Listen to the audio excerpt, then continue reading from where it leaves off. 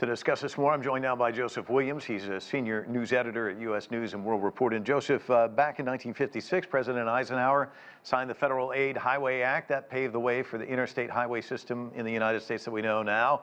But some of those roads and bridges, as you just heard in that report, haven't really gotten much attention since. There's no doubt that there's a need for infrastructure, but this is something Obama talked about during his presidency. Trump ran on this. Biden's now trying to do something about it. So what's the issue? What's standing in the way of actually, writing the checks, getting the work done? Well, the issue is, in Biden's case, how you define infrastructure.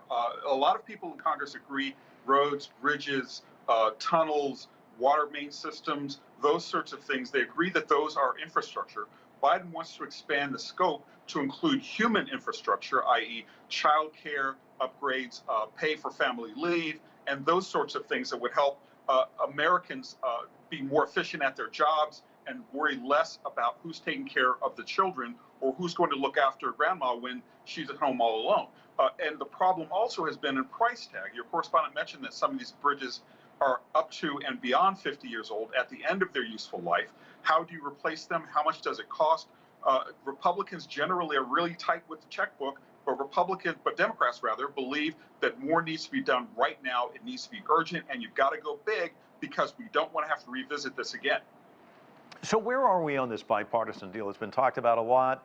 Is that likely to come together, and what kind of a price tag is that likely to have?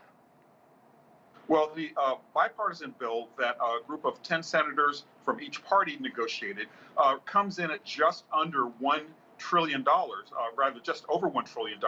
That's with spending on a hard infrastructure, and that's also using money left over from COVID, funds that have already been allocated and that have gone out the door but haven't been spent. Now, Biden wants to spend bigger. He wants at least 1.9, maybe $2 trillion to take care of all of these things, including the human capital infrastructure. But he's going to go along with this because it looks like they're going to have a two-track system. On the one hand is the bipartisan bill, which they know that they can get votes for, or they're pretty sure they can get votes for.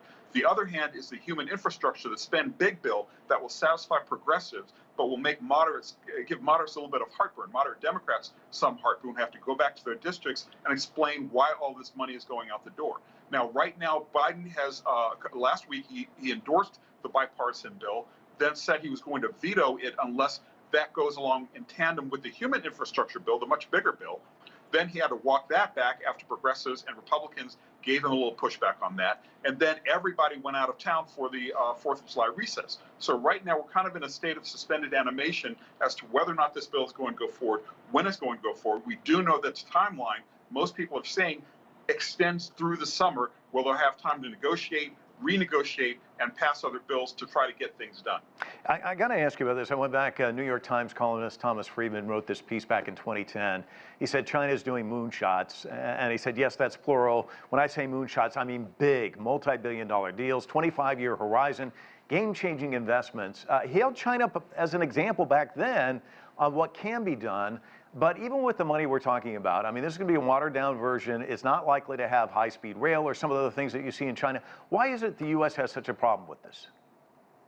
Well, again, because you have one party that's really tight with the purse strings and doesn't believe we need to expand everything, and the other party that says, well, our constituents want these sorts of things, and they are willing to spend big on these projects. Now, think about it. What's the last major infrastructure project you can think of in the United States? It's really hard to come up with one. Meanwhile, bullet trains are being built in China. Massive dams built, the Belt and Road Initiative, where they're gaining influence around the world through distributing infrastructure projects, and the U.S. is kind of losing out on that sort of thing. So the political mindset here is kind of like solving a Rubik's Cube while doing a jiu-jitsu match, in that you've got to fix the problem in a way that satisfies everybody while pushing forward for your constituents and making sure that what needs to get done does get done for the good of the United States traffic and workers and economy, really. Nice analogy. I'm going to write it down. I may use it. Joseph Williams, thanks so much. Always a pleasure.